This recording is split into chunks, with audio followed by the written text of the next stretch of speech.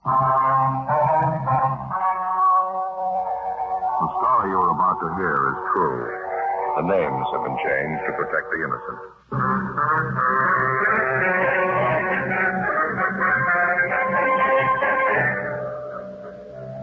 You're a detective sergeant.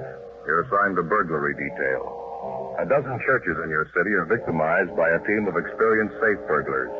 You track the suspects for weeks. You finally apprehend 3 men. Your job? Convict them.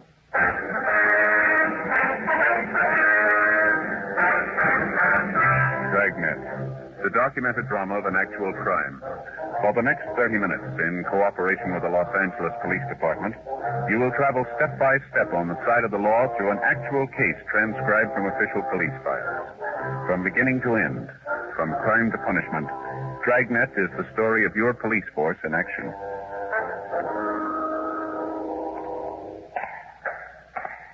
It was Sunday, March 5th. It was cloudy in Los Angeles. We were working the day watch out of burglary detail. My partner's Ben Romero. The boss is Captain Wisdom. My name's Friday. I was on the way back from the record bureau, and it was 11:30 p.m. when I got to room 25A, the interrogation room. Excuse me, Ben? Yeah, Joe? Got a minute? Yeah, sure. Wait here, Bryson. Back in a minute. All right. Yeah? Let's go out in the hall. How you doing with Bryson? Did he tell you anything? No, he won't make a thing. How about the other 2 men? No, nothing. They're sitting tight, waiting for their lawyer to show up. Had all 3 of them checked through R&I. Bryson's a 2-time loser, burglary, GTA. His 2 partners served time for robbery. We shouldn't have too much trouble putting them away. We got a good enough collection of physical evidence. Well, maybe. Heard from the crime lab yet? No, not yet. I'd feel a lot better about it if we'd get Bryson to cop out. Let's try him again, huh? Yeah, might as well nothing to lose. Go ahead. Keep your seat, Bryson. Got a few more questions for you. Excuse me.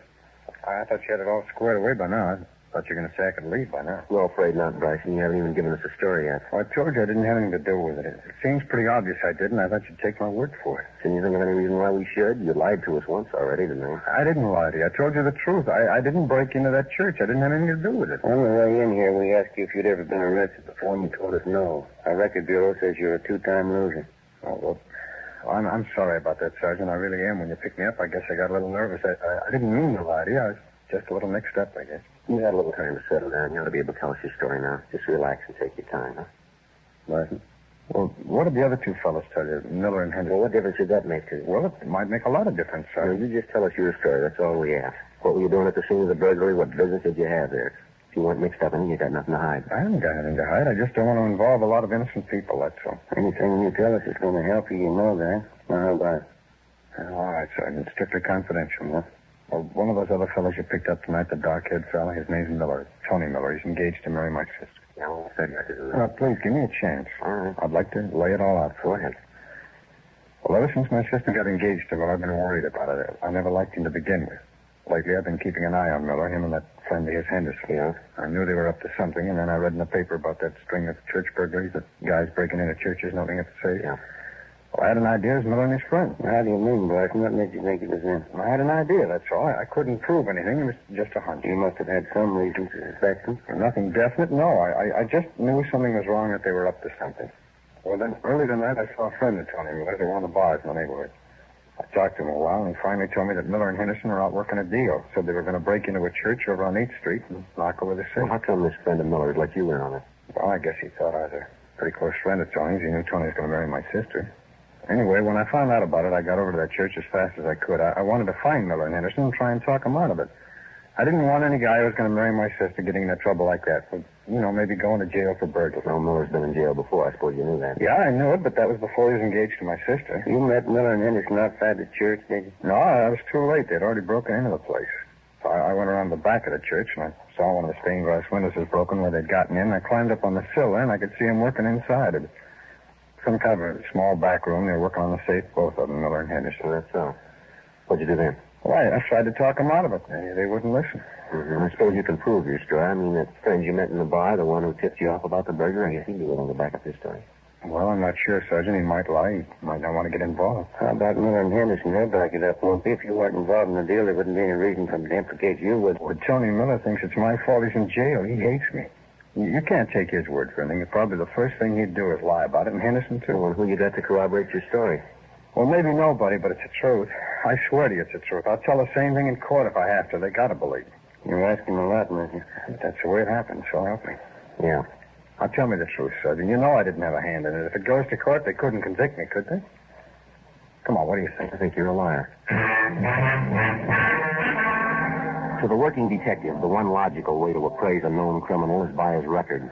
You estimate him the same way you check a particular make of automobile, a racehorse, or a radio set, by past performance. By refusing to buy his trumped-up story, we didn't figure that we were doing the suspect, Charles Bryson, an injustice. Bryson was 37 years old. He'd spent 13 of those 37 years in prison, either the county jail or the state penitentiary. His criminal record dated back to the time he was 20 years old.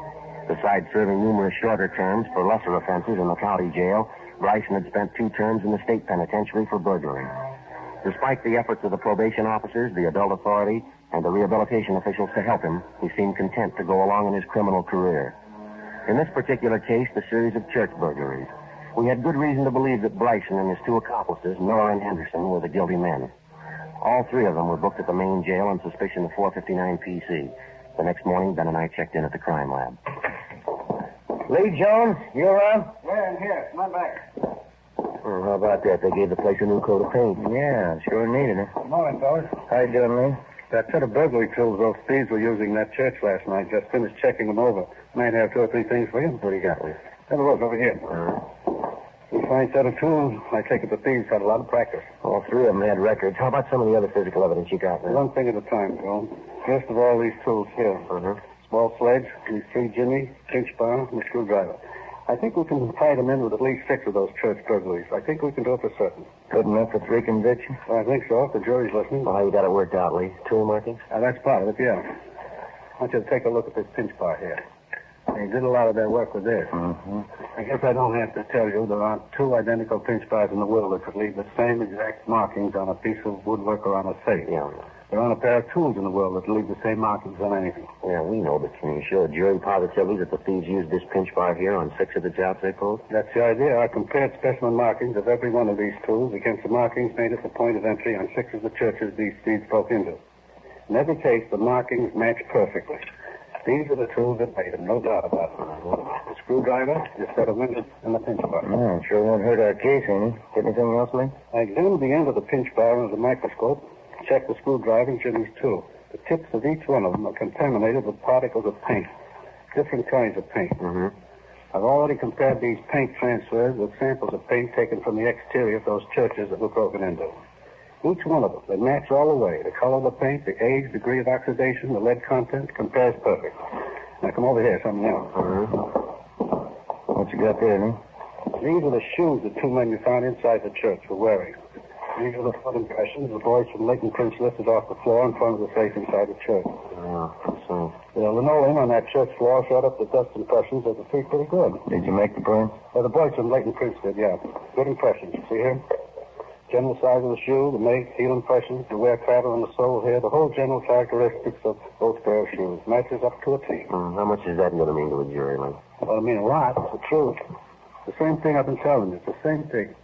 I'd like to tell every cop in the department, if you can place an object at the scene of a crime beyond a reasonable doubt, then don't go thrashing around looking for an object that's an exact duplicate. Don't play hawkshaw. Any microscope will tell you there are no 2 things in this world exactly identically alike. I don't care if it's a pair of shoes, a gun, a crowbar, or your 2 front teeth. And that's where it lines up for me. Think you're going to have trouble? I don't know, Lee. We shouldn't have. You got the 3 of them right at the scene of the crime. That ought to be enough for the court. Yeah, I hope so. You don't sound sure. Well, Lee, there's only one time I'm sure about thieves like Bryson. Yeah? When they check him in at San Quentin. 2 days later, Charles Bryson and his 2 accomplices, Henderson and Miller, were arraigned in municipal court on a date set for their preliminary hearing. 4 days later, the preliminary hearing was held, and the 3 of them were bound over for arraignment in Superior Court. In the weeks that followed, before their arraignment and Superior Court trial, Ben and I worked along with the district attorney's office preparing the case against the 3 men, taking statements, running down additional evidence, checking and rechecking, piecing together the facts which we hoped would earn a conviction for each of the criminals. We weren't positive that had happened. The strongest part of our case was going to come out of the crime lab, the testimony of Lee Jones. And we knew as well as Lee did that, generally speaking, juries are not too much in sympathy with scientific fact when it has to do with physical evidence. Generally, they don't follow technical cases too well. We also knew that the three defendants had a good lawyer, a clever one. Getting convictions wasn't going to be easy. The trial opened in Superior Court June 2nd. Ben and I testified when we were called on. On the morning of June 9th, the jury retired to deliberate. Late that afternoon, we got a call from the Hall of Justice. Yes, Mitty. Yeah. Both of them, huh? I see, Well, that's life, I guess. Yes, thanks. Jury's back, Joe. They came up with a verdict. What's the story? Henderson and Miller, they found them both guilty, first-degree burglary. Yeah, what about Bryson? They let him go. Well, maybe it was no great shock to us, but after the time and effort we put in on the case, it was a disappointment.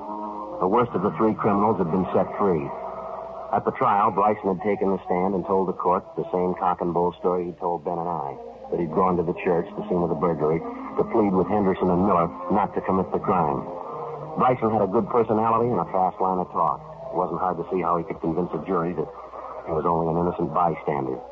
The biggest obstacle that stood in the way of convicting Bryson was that the prosecution, the district attorney, according to law, could not call to the attention of the jury Bryson's previous criminal record, especially his 2 prior convictions for burglary. To them, because of the limitations of the law, he was presented as a private citizen with as much integrity and as clean of any previous guilt as you or your neighbor. Henderson and Miller were committed to the state penitentiary to serve sentences as prescribed by law, and Charles Bryson, shortly after the trial, left the city. 2 months passed. Saturday, August 8th, I started on my vacation. 2 weeks later, on August 22nd, I checked back in for work. Hi, Joe. Good to see you. Hi, Jim. What's been doing? Oh, not too much.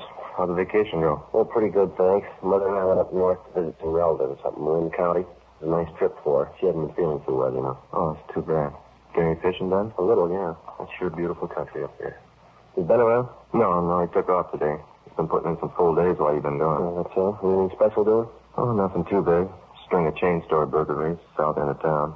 I've been working along with Ben. Yeah? Giving you much trouble? It's been going a couple of weeks. Not getting any better. I begin to feel the pressure a little. Well, how's it stand? Any leads on the suspect? Just one. Yeah? A guy by the name of Charles Bryson.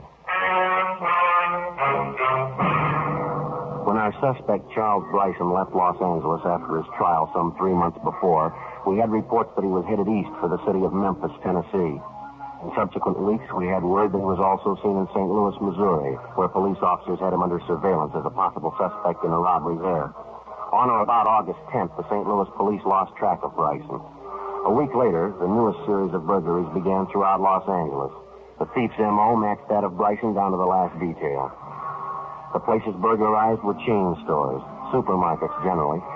The method of entry was the same, prying open a back window with a pinch bar or similar tool. The manner in which the safes were opened in the various business places, that matched too.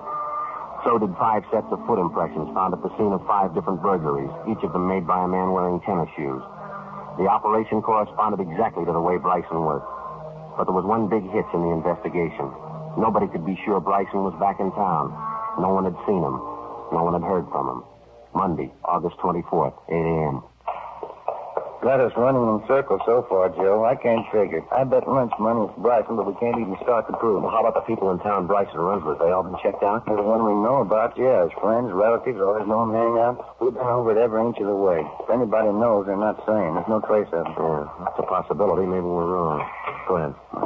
What do you mean maybe we're wrong? Well, the only lead we've got is the M.O. Bryson isn't the only thief who operates that way. It could be another man using the same system. Yeah, we thought about that. You ran a check through the stats office? Yeah, The only known burglars in our records who operate like Bryson are either in jail or out of town or they're dead. We checked it through a couple of times. Keeps coming out the same way. Bryson's the only strong lead we got. Yeah, but I got it. Burglary Friday. Yes, sir. You know, Sir Sergeant Tabor's out right now. Is there any message? Well, I guess about 10 minutes. Yes, sir. Right. I'll tell him. Thank you. You're sure the M.O. on all these jobs matches Bryson, huh? All the way. That's what's got me stumped. If the guy is pulling these jobs and he is in town, somebody should have spotted him. These chain stores he's hitting. We've had stakeouts on him for 10 days.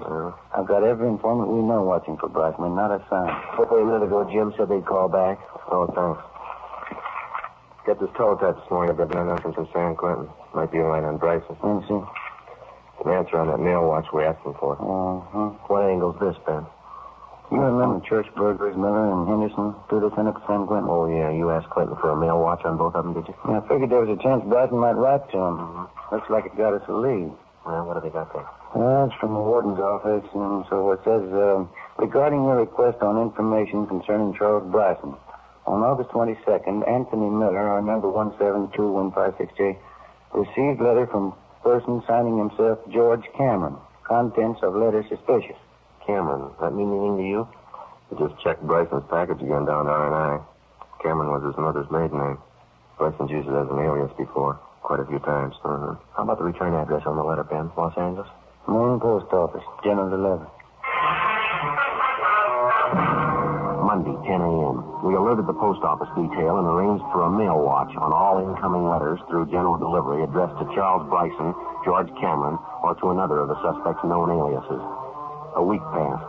No sign of Bryson, no trace of any of his correspondence through general delivery. Another week went by. 2 more chain store burglaries. The M.O. in each case was the same. It matched closely to Bryson's known working habits. But despite our precautions and the close check we maintained on his friends and his known hangouts, the suspect still remained unseen and unheard from. On September 9th, an informant of Ben's called us at the office and told us he thought he'd seen Bryson the night before. Yeah, Matty, where was that? Yeah, right, we'll check it, thank you. Bye. Bryson's supposed to have been seen near Vermont and Beverly Boulevard last night, drinking in a bar up there. You pretty sure it was Bryson? He thinks so, yeah. Got the name of the place here. We can check with the bartender, see if he can identify Bryson's mugshot. Right. I'll get my top coat, huh? All right. I get it. Burglary Friday. Yes, sir. When was that? Yeah, go ahead. I got it. Yes, sir, right away. Post office detail. Bryson called for mail at the general delivery half an hour ago. Where is he? They following? 280 Glenmore, apartment 6. He's there now.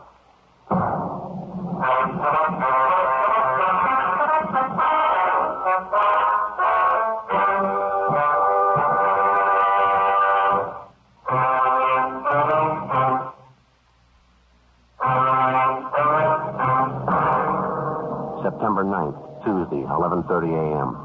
The burglary suspect, Charles Bryson, was placed under surveillance at the apartment where he'd gone immediately after calling for his mail at the general delivery window in the main post office. 3 teams of men were assigned the job of following Bryson alternately, 24 hours a day. We waited for a chance to get into his apartment and search it while it was empty, but it never occurred. Somebody was always there, either Bryson or a tall, dark-haired woman, his common-law wife. During the week that followed, the suspect was watched everywhere he went. He attempted no burglaries. On the 8th day, the stakeout was removed. 3 nights later, 2 burglaries were committed. Both jobs bore the marks of the suspect's M.O., but we couldn't prove a thing against him. We knew the setup we had was going nowhere. If we wanted to get Bryson red-handed, if we wanted a case against him that'd stand up in any court, we had to find a new approach. Lee Jones came up with an idea. There's a jar of stuff right here.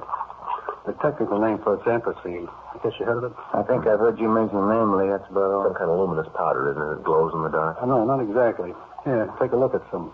There, you see? Colorless, odorless, no smell at all to it. It's a coal-tar product. We call it crystalline hydrocarbon. I see. Now, here's the point of the thing. When you take this anthracene powder and rub it into the surface of an object, it's completely invisible to the naked eye. You never know it's there. Here, let me show you. How about my coat sleeves? That'll do. Got the powder all over it. Some in your hand, too. Rub it in, like so. Now, can you see or feel any of the powder while I put it on? No, nothing there. Now, let me switch on this lamp here. This is an ultraviolet light. Now, watch when I turn it on your arm, where we rub down the powder. Well, look at your hand, Joe. Like it's lighting up. Yeah, my coat sleeve, too. It's glowing. How about it? Will this stuff rub off, Lee? Try it. You're spreading it all over yourself, everything you touch. Anything harmful in it, Lee? No. Now, watch when I turn the lamp off. You see? Gone. Never even know you had it on. Only time it shows up is under ultraviolet light. Well, does it stay on you indefinitely, Lee? No, the maximum is generally about, say, 24 hours. You guarantee it'll work, huh? Well, all physics, Joe. Under the proper conditions, it's got to. It's just what I tell my classes up at the academy. Crooks and chorus girls have one thing in common. Yeah? They show up better when you put them under the right kind of light. When we left Lee Jones at the crime lab, we figured we had the potential solution in our hands, but there was still a lot to be done before we could go into any court of law with a case that we were positive was strong enough to convict Charles Bryson. Number 1, we had to get into his apartment when it was unoccupied, find the set of burglary tools he was using, and douse them thoroughly with anthracene. The same for the clothes he worked in. Number 2, we had to get Bryson into custody within 24 hours after he moved on a burglary job or the anthracene wouldn't work. Number 3, we had to find the loot taken in the burglary in his possession. 10 days passed before we got a chance to make good on the first step. I get it, Joe. Right. Burglar and Merrill. Yeah, Jim. Good. Fine, we'll be right out. Good break, Joe. And Bryson. What's that? They hold him in on a traffic warrant, speeding. Book him into the main jail right now. Good chance to go through his apartment. What about his wife? She's still up there, isn't she? She's on her way to put up bail for him. Yeah. Apartment's empty. By the time Bryson was bailed out, Ben and I, along with Jim Tabor and Lee Jones, had combed through Bryson's apartment and finally uncovered a set of burglary tools and work clothes carefully hidden beneath the floorboards under a kitchen cabinet directly below the sink. Lee Jones contaminated each of the tools with the invisible anthracene powder and also the work clothes. We checked the apartment for any possible loot taken in the burglaries, but we found nothing. We put everything back exactly the way we found it, and then we left and went back to the office. We stood by until 4 a.m. waiting for a call that would indicate that Bryson might be out on another burglary job. Nothing happened. The next night, up until 10 o'clock, it was the same routine. At a few minutes past 10, we got a 459 call on a chain drugstore out on Alvarado Street. Lee Jones had his portable ultraviolet light all ready to go. Ben and I picked him up at the crime lab, and the 3 of us drove to the scene of the burglary. Straight back here, Lee. Can I help you with the lights? I can handle it, thanks. There's the window they figure he got in. Safe's there in the corner. Yeah, there's not too much of it left. You all set, Lee? You got the extension cord for the light, Romero? Yeah, right here. I'm just plugging it in. Yeah, okay. Okay. All right, switch it on, will you? Right.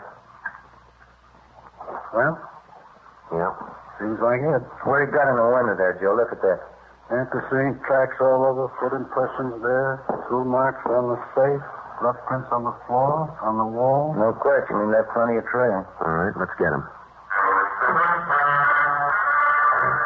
Lee Jones put in a call to the crime lab and ordered a photographer out to take pictures at the scene of the burglary. Lee and the photographer would stay at the scene to gather physical evidence and take pictures of the anthracene prints and markings for presentation in court.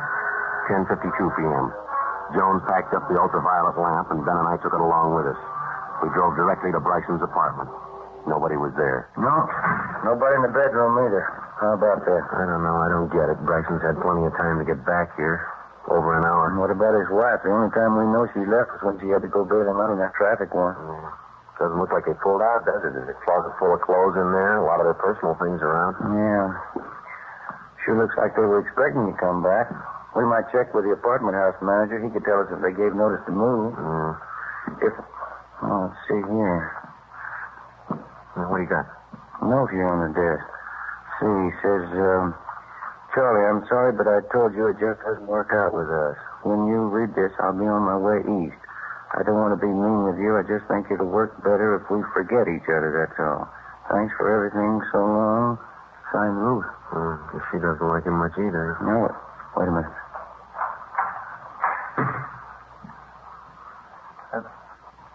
What have you done? Police officers, Bryson. I'd like to talk to you for a minute. Oh, I know who you are. I remember. What do you want? Man, you want to plug in that light? Yeah, outlet right over here. What is all this? You said you wanted to talk to me. What's it all about? You all set, Ben? Just a minute. All right, okay, turn it on. What are you doing? Hey, what are you trying to do to me? You've done it all to yourself, mister. Lit up like a Christmas tree, Joe. It's all over and head to foot. My clothes and hands. What is it? There's light glowing all over them. What are you doing? It's a chemical, Bryson. Harmless. Same stuff you left all over the drugstore tonight. Pack up, Ben. Come on, let's go, Bryson. I don't understand. What's this whole thing all about? You'll understand it. Here. Huh? A note for you. Oh.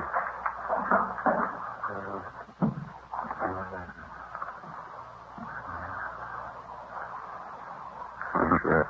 All set, Joe. Let's go, mister. I guess I didn't know. Just a tramp. I guess I should have been smart about it. Yeah, I guess so. Come on. How could I know? She said she was in love with me. I believed it. What am I going to say when they ask me? All our friends are all going to ask me. They'll say, what happened to Ruth? I'll say, what happened this time? What am I going to say happened this time? What are you going to say to the jury this time?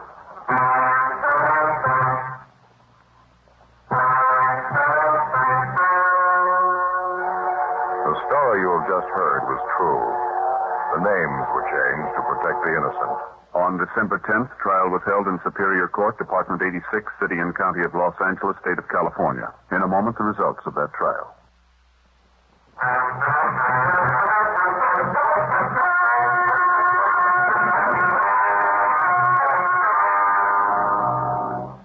Charles Lang Bryson was tried and convicted on 3 counts of first-degree burglary. This is punishable by imprisonment in the state penitentiary for not less than 5 years.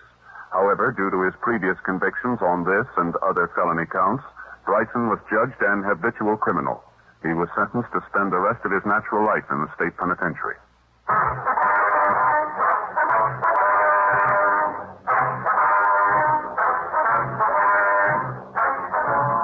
You have just heard Dragnet, a series of authentic cases from official files. Technical advice comes from the Office of Chief of Police W.H. Parker, Los Angeles Police Department.